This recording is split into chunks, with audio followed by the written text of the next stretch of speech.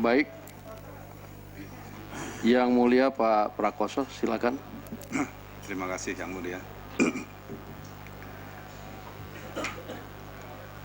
Jadi kasus ini sebenarnya dimulai pada saat seorang menteri yang notabene adalah pembantu presiden melaporkan seorang ketua lembaga tinggi negara, ketua DPR, kepada Mahkamah Kehormatan Dewan. Dasar dari pelaporan ini adalah adanya suatu rekaman. Di dalam rekaman ini, seorang menteri melaporkan adanya dugaan pelanggaran etika yang dilakukan oleh seorang pimpinan tinggi negara atau ketua DPR. Saya tidak banyak bertanya mengenai rekaman ini, Pak, karena ini kan tadi Pak Luhut sudah mengatakan tidak banyak mengetahui, belum banyak mendengar juga.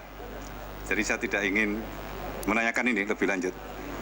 Tetapi akibat dari pelaporan ini kan ada suatu kegaduhan politik yang menjurus juga ini menyangkut masalah-masalah sendi-sendi kehidupan yang lain, termasuk perekonomian.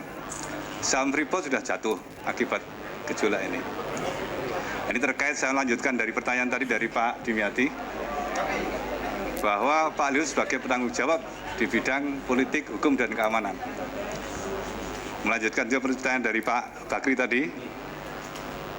Ini saya lanjutkan pertanyaan Pak Bakri tadi. Sekarang ini kalau kita melihat sudah kegaduhan politik sudah akan mengganggu sendi-sendi kehidupan kita.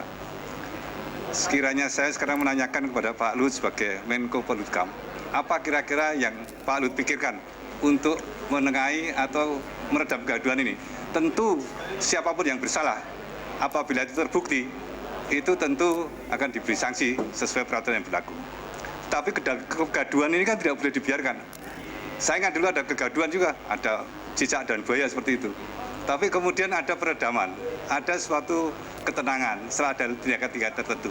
Nah sekarang saya tidak bicara masalah pelanggaran etikanya atau pelanggaran apapun, tetapi tentu kalau pelanggaran etika harus kita proses, yang bersalah dihukum apabila terbukti. Tapi sekarang langkah-langkah apa kira-kira Pak Luhut yang akan dilakukan untuk meredam kegaduhan ini? Ya, salah satu Yang Mulia saya hadir di sini. Itu juga untuk membantu meredam kegaduhan ini. Saya dengan memberikan penjelasan ini, saya berharap akan bisa membuat lebih jelas permasalahannya. Sehingga kita, seperti tadi pada sesi pertama, saya menghimbau kembali juga tidak bosannya, kita jangan sampai terlibat terus dengan kegaduhan ini. Saya kira penyelesaian hukum atau etika bisa dilakukan tanpa gaduh-gaduh. Karena terlalu banyak kita juga berkomentar Yang Mulia, kadang-kadang komentarnya itu mulai gosip, itu juga tidak baik. Jadi kehadiran saya di sini salah satu untuk mencoba memberikan gambaran. Saya kira banyak pemirsa melihat program ini.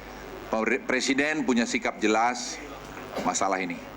Jadi tidak perlu diragukan mengenai sikap Presiden. Dan kami pembantunya pun punya sikap yang sama. Dan saya dari Polhukam, sebagai Menko Polhukam, melihat mari kita sama-sama menahan diri untuk tidak bereaksi berlebihan. Tidak mengatakan tidak dilakukan tindakan. Saya percaya bahwa Mahkamah Kehormatan DPR ini tempat yang bergengsi untuk mengambil satu proses pengambilan keputusan yang baik. Dan saya pikir yang hadir di sini orang-orang yang punya kredibilitas.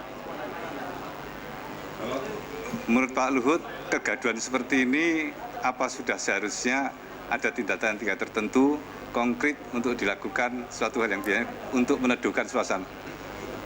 Saya kira ya sudah waktunya. Presiden juga concern dengan ini dan kita berharap itu tadi himbauan-himbauan kami sebatas penghimbauan untuk semua menahan diri. Tapi kita tidak ingin mencampuri masalah hukum. Kalau memang ada implikasi hukumnya silahkan aja.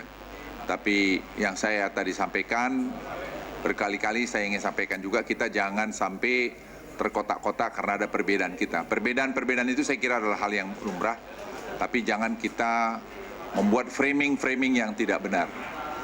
Saya pikir leadership Presiden dengan memberikan contoh, memberikan ketahuan dalam banyak hal dengan kesederhananya, itu merupakan satu titik tolak yang baik untuk kita semua bekerja dengan bagus juga. Cukup Yang Mulia.